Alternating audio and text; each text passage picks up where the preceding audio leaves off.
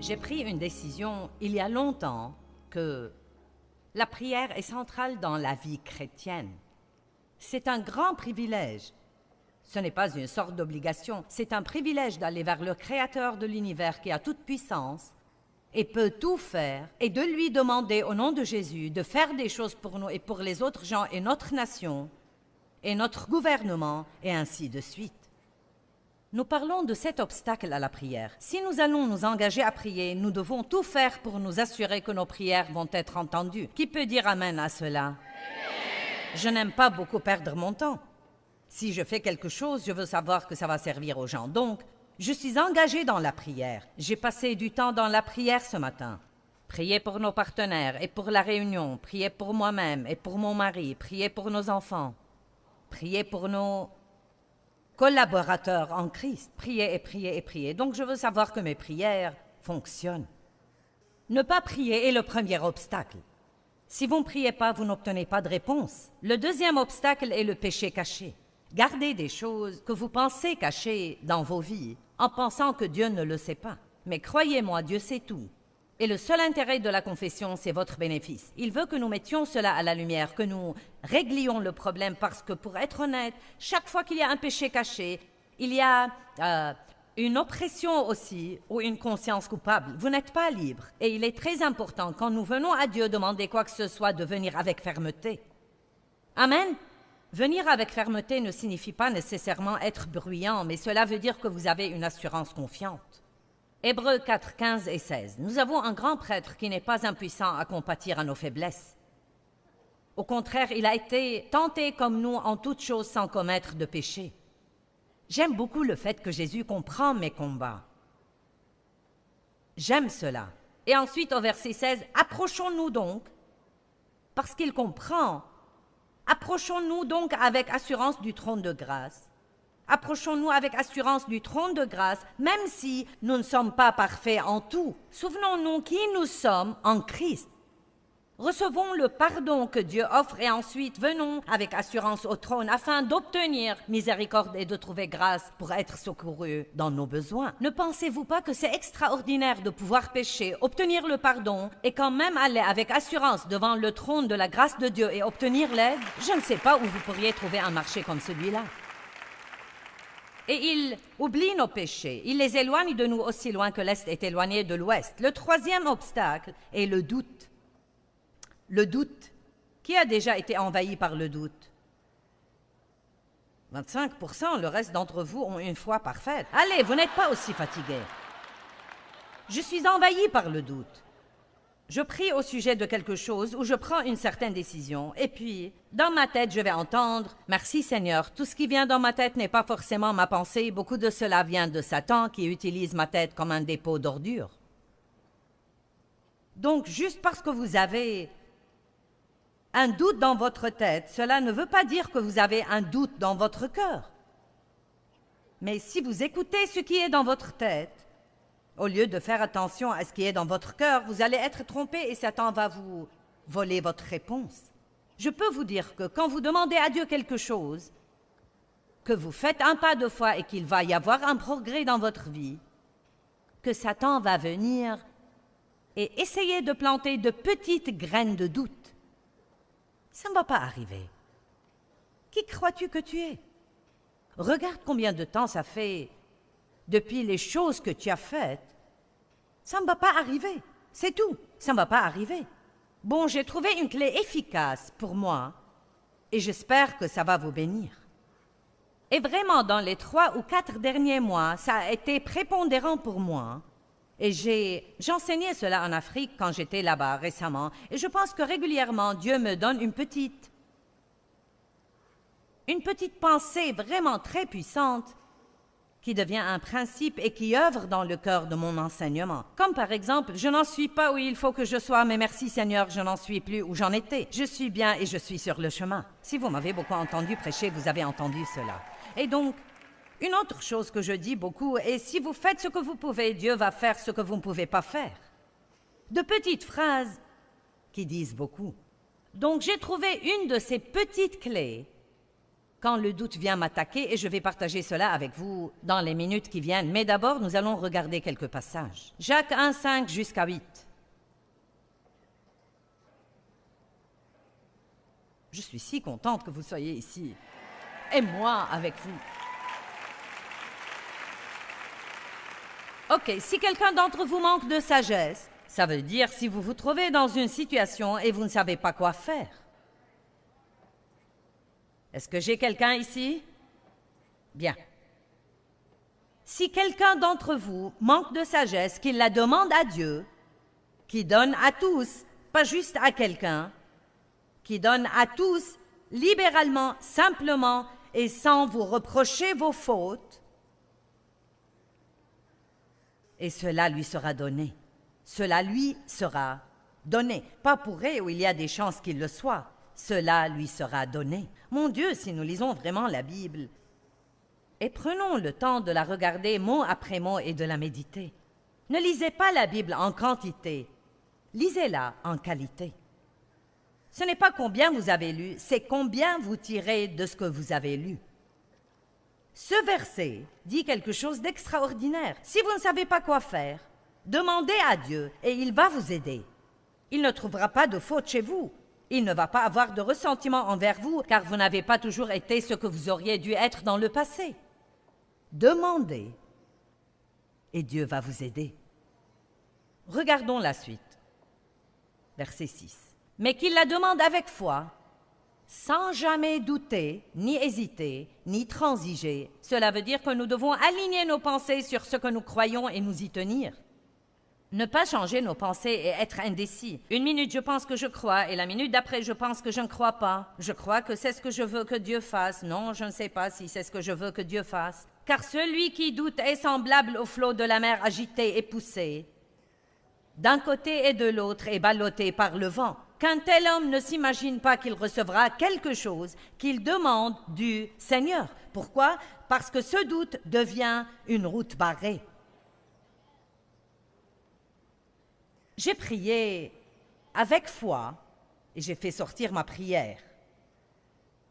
Et maintenant, même si Dieu envoie une réponse, elle ne va pas entrer parce que la route est fermée. Vous dites, dis-moi vite.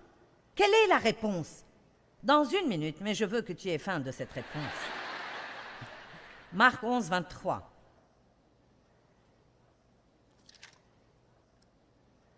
C'est si simple que c'en est effrayant. Je vous le dis en vérité, si quelqu'un dit à cette montagne, ôte-toi de là et jette-toi dans la mer, et s'il ne doute point en son cœur, mais croit que ce qu'il dit arrive, il le verra s'accomplir. Ça serait une formidable occasion de faire une série sur la bouche, mais impossible aujourd'hui. C'est pourquoi je vous dis, tout ce que vous demandez en priant, soyez confiants et assurés, et croyez que vous l'avez reçu et vous le verrez s'accomplir. Vous voyez, quand on prie pour quelque chose, on ne l'obtient pas immédiatement. Il dit, tu pries, tu crois et tu reçois. Mais le temps d'attente est ce qui nous met en difficulté. Si nous avions immédiatement un résultat quand nous prions, personne n'aurait de problème. Mais quand vous priez et vous devez attendre 1 semaine, 1 mois, 3 mois, 6 mois, 1 année, 2 ans, 3 ans, 4, 5, 6. Oh là là, ça donne le temps au diable de manipuler vos pensées. Amen. Donc, j'ai découvert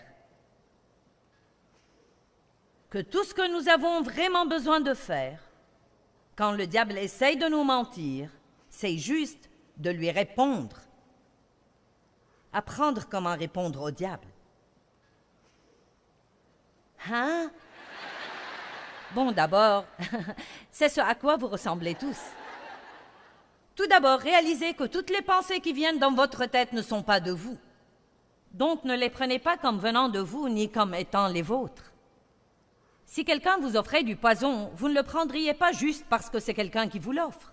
Et Satan offre d'empoisonner nos vies sans dire combien de fois par jour il met de fausses pensées dans nos têtes, mais la Bible dit que vous pouvez chasser les mauvaises pensées et garder les bonnes. Nous avons deux intelligences, de la chair et de l'esprit, et vos pensées devraient être vos pensées, et vous ne devez pas penser quelque chose si vous ne le voulez pas. Vous pouvez choisir vos pensées avec attention, vous pouvez en jeter et en garder d'autres. Ça a l'air d'être un gros travail, Joyce, n'est-ce pas? Laissez-moi vous dire quelque chose, vous n'allez pas être un chrétien fainéant et être victorieux. C'est pourquoi j'ai dit hier qu'être chrétien n'est pas pour les faibles, c'est un travail à temps plein. Amen. Vous pouvez aller à l'église chaque semaine et aller à la maison. Être malheureux toute la semaine et retourner à l'église puis à la maison. Vous pouvez faire cela pendant 50 ans. Et vous irez sans doute au ciel parce que vous croyez vraiment en Jésus, mais vous n'aurez aucune joie ici. Vous n'aurez jamais aucune victoire et personne ne désirera jamais ce que vous avez. Donc, pour le bien de Jésus, il est temps de prendre le dessus et de réaliser finalement que la Bible dit que nous sommes les représentants de Dieu sur la terre. Les représentants de Dieu sur la terre. La Bible dit clairement que Dieu appelle le monde à lui par nous. Quel genre de vie vivez-vous? Êtes-vous sel et lumière? Est-ce que quelqu'un veut ce que vous avez?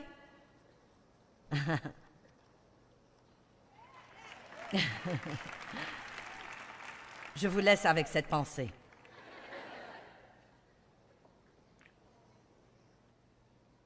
Nous ne devons pas simplement écouter tout ce qui nous tombe dans la tête. Apprenons comment répondre au diable. Et j'ai découvert une chose formidable. Tout ce que je dis maintenant est « Je crois que Dieu est en train de travailler. » Peu m'importe de quoi ça a l'air. Peu m'importe ce qu'on ressent. Peu m'importe ce que je vois et ce que je ne vois pas et depuis combien de temps, je crois que Dieu est en train de travailler. Et vous savez que c'est vrai. Quand vous voyez un résultat, c'est le résultat de ce que Dieu faisait alors qu'il était en train de travailler et que nous ne le voyons pas. Et donc actuellement, alors que vous êtes ici dans cette conférence, si vous avez cru en Dieu et que vous ne doutez pas, Dieu travaille. Il travaille sur vos enfants et sur votre époux pour qui vous avez prié. Il travaille sur vous car vous lui avez demandé de travailler en vous. Et alors le diable dit « Bon, mais tu ne changes pas, tu te comportes mal. » Vous lui dites « Dieu travaille en moi. » Peu m'importe de quoi ça a l'air, Dieu est en train de travailler en moi. Et c'est ainsi que vous gardez votre foi. Vous ne restez pas juste. C'est très difficile, la foi est si difficile. Je veux dire, je prie et j'essaye de croire en Dieu et puis j'ai tous ces doutes. Tout ce que nous faisons, c'est être d'accord avec le diable. Allez, faites-vous entendre. Dites-le à voix haute. Je crois que Dieu est en train de travailler et peu m'importe, ça m'est égal que vous deviez le dire 200 fois par jour. Prenez la décision que vous allez agir comme un guerrier, plus que victorieux, et vous n'allez plus vous laisser abattre ni accepter de prendre tout ce que le diable vous jette. La Bible dit, si vous demandez en mon nom, vous recevrez.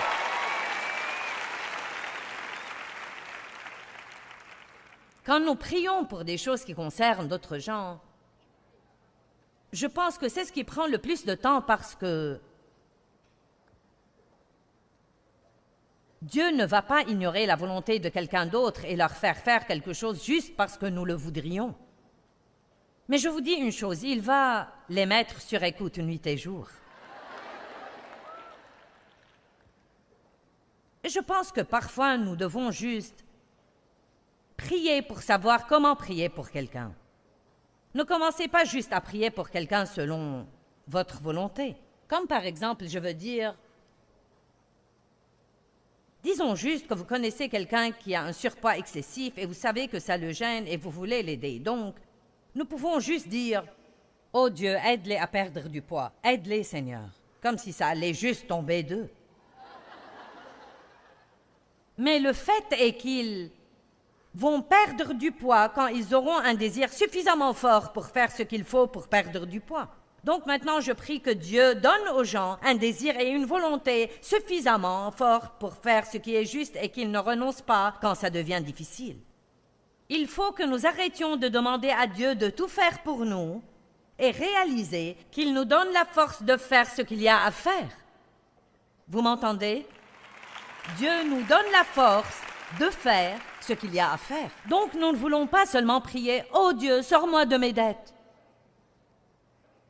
Dieu, j'ai vécu comme un malade financièrement. Maintenant, sors-moi de mes dettes. Non, nous disons Dieu, quand je dois aller faire des courses et que je vais être en ville, si je peux ne pas y aller, parce que j'ai déjà prouvé que je n'agis pas bien quand je vais faire du shopping. Mais quand je dois y aller, Dieu, aide-moi, aide-moi, aide-moi, aide-moi à ne pas acheter des trucs que je ne peux pas me permettre d'acheter. Aide-moi. Pas juste, oh Dieu, sors-moi de mes dettes. Oh Dieu, fais-moi perdre du poids.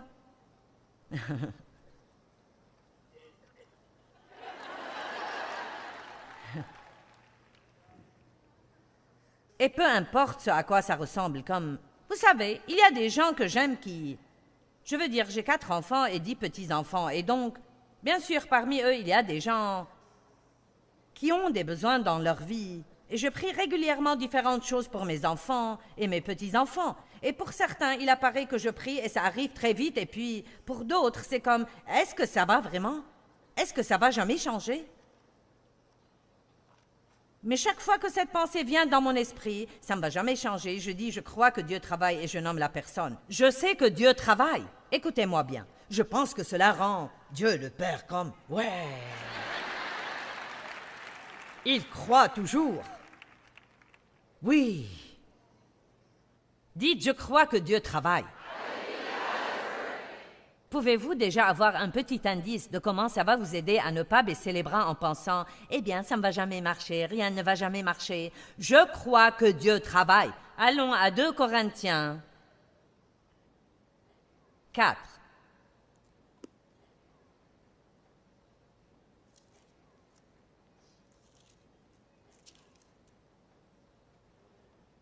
Regardez d'abord le verset 8.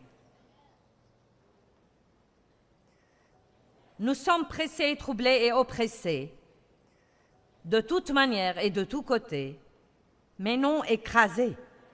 Nous sommes embarrassés, nous sommes perplexes et incapables de trouver la voie de sortie, mais pas désespérés.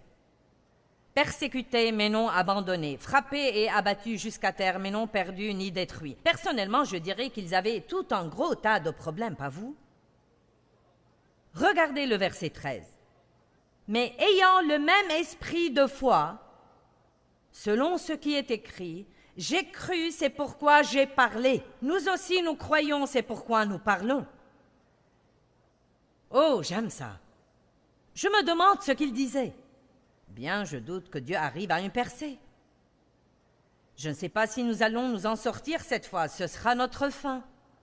Nous avons eu beaucoup de difficultés, mais celle-là est sur le point de nous avoir. Non, je crois que même dans les périodes où Paul était en prison, il disait « Je crois que Dieu travaille. » Je crois que Dieu travaille. Je crois que Dieu travaille. Peu m'importe de quoi ça a l'air et ce qu'on ressent. Et même si ça prend longtemps, quand vous croyez que Dieu est en train de travailler, la joie vient par le fait de croire. Quand vous croyez, vous recevez la joie en retour. Nous perdons notre joie quand nous sommes négatifs et critiques. Nous voyons tout en noir et posons surtout un regard acide. Vous vous aidez vous-même quand vous dites « Je crois que Dieu travaille ». Si vous ne connaissez pas la puissance qu'il y a dans la proclamation à voix haute de la parole, je n'ai pas le temps de tout vous dire à propos de cette merveilleuse chose. Mais c'est une des choses les plus merveilleuses que vous pouvez apprendre à faire. Votre bouche, prononçant la parole de Dieu, est la plus grande arme que vous ayez contre le diable. Ne laissez pas le diable utiliser votre bouche. Vous utilisez votre bouche contre le diable. Amen. La Bible dit que les anges écoutent avec attention la parole. Ils n'écoutent pas nos plaintes, ils n'écoutent pas nos murmures et nos ronchonnements. Ils n'écoutent pas ce que nous disons de notre incapacité à tenir une semaine de plus si Dieu n'intervient pas. Ils écoutent la parole de Dieu. Et je crois que chaque fois que nous disons « Je crois que Dieu est en train de travailler », dès maintenant, Dieu travaille dans ma vie. Toute la journée, Dieu travaille dans ma vie et je vais voir le résultat de ce que Dieu fait. Parce que vous voyez, Dieu travaille en secret et puis il amène les choses au grand jour. La foi va dans le royaume spirituel et amène ces choses qui sont déjà là où on peut les voir. Qu'est-il écrit en Matthieu 11? Si vous croyez, cela vous sera accordé. Il n'est pas dit quand cela arrivera, mais il est dit que cela vous sera accordé. Dites, je crois que Dieu travaille. Il faut être prudent concernant le doute. J'ai eu des problèmes avec le doute et nous passons tous par des problèmes, mais je crois, au moins pour moi, et j'espère que le fait que j'ai trouvé une clé vous sert. C'est un secret spirituel qui va m'aider à me battre contre le doute, et cependant c'est très très simple. Chaque fois que le doute vient dans mes pensées concernant quelque chose pour lequel je prie et je demande à Dieu d'agir et que le diable me fait penser que je pourrais oublier, que ça n'arrivera pas, je dis tout simplement et à voix haute, je crois que Dieu travaille dans cette situation. Pouvons-nous le répéter? Je crois que Dieu travaille. Je crois que Dieu travaille en Johnny. Je crois que Dieu travaille en Mary. Je crois également que Dieu travaille dans mes finances. Je crois que Dieu travaille dans mon corps malade. Il me guérit maintenant. Je crois vraiment que Dieu travaille. Il est en train de m'aider à surmonter mon passé. Je crois que Dieu travaille.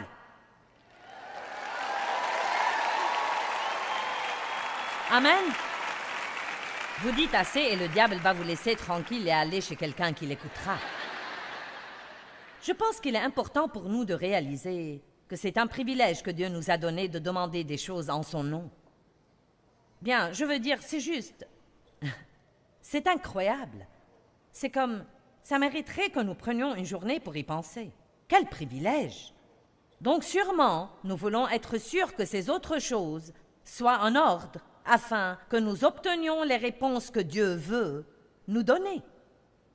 Égoïsme. Dieu ne répond pas aux prières égoïstes, égocentriques qui sont le fruit de mauvaises motivations. Marc 8, 34 nous dit combien c'est important que nous laissions Dieu nous délivrer de notre égoïsme. Appelant à lui la foule en même temps que ses disciples. Imaginez la scène. Jésus est debout, peut-être, sur un rocher, prêchant aux gens dans un champ. Et il dit, regardez, si vous voulez me suivre, reniez-vous vous-même, oubliez-vous, ignorez-vous, daignez-vous connaître vous-même, perdez-vous de vue, vous et tous vos intérêts propres. Bon, ça n'a pas l'air très drôle.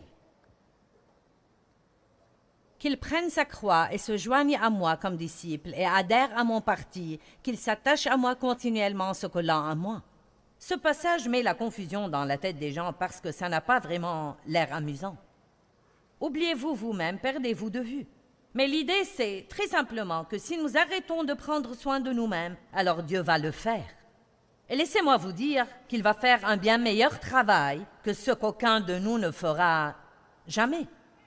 Dieu peut obtenir pour vous plus en un seul moment que vous ne sauriez le faire dans une vie entière. Dieu peut vous donner plus de joie intérieure que ce que vous pourrez acheter ou que ce soit. Mets ta joie dans le Seigneur et il comblera les désirs de ton cœur. Soumets-lui tes voies et il les fera réussir. Comment se fait-il que, quand vous avez un problème sérieux, ou quand j'ai eu un problème sérieux plusieurs fois, même si j'ai pu aider d'autres personnes dans leurs problèmes, je ne peux m'aider moi-même. Oubliez-vous, arrêtez de prendre soin de vous-même. Pourquoi ne prenez-vous pas votre retraite du soin de soi et ne fêtez-vous pas cette retraite? Maintenant, ne prenez pas ce que je dis de manière déséquilibrée. Je ne dis pas de ne pas prendre soin de vous ou de ne pas investir en vous-même. Je ne dis pas de ne pas faire des choses pour soi-même. Je dis de ne pas être une personne égoïste centrée sur elle-même où tout dans votre vie est à votre sujet. Et la façon dont vous pouvez le savoir est simplement en vous demandant « Qu'est-ce que je fais qui rend la vie de quelqu'un d'autre meilleure ?» Les prières par la foi sont puissantes et vous devriez dire « Qu'est-ce qu'une prière par la foi ?» Je pense que souvent les gens prient par devoir ou par obligation, mais qu'il n'y a pas vraiment de foi. Ils parlent peut-être en direction de Dieu, au lieu de vraiment parler à Dieu en croyant que Dieu veut travailler pour nous. Donc quand vous priez, croyez que Dieu travaille pour vous sans tenir compte de ce à quoi la situation ressemble ou de ce qu'on ressent. Vous savez, j'aime beaucoup la parole de Dieu parce qu'elle m'a littéralement changé et elle a changé ma vie. Et c'est vraiment un processus sans fin et c'est vraiment un voyage formidable pour moi. Je marche avec Dieu depuis un long, long moment et je continue d'apprendre chaque jour de ma vie.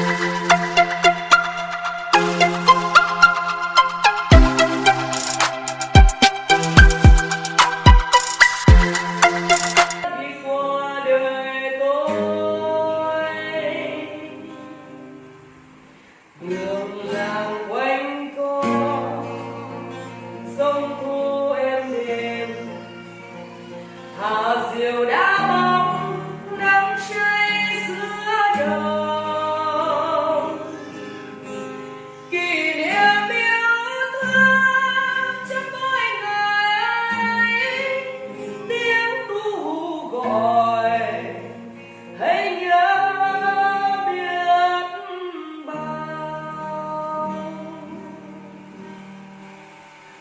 tôi xa quê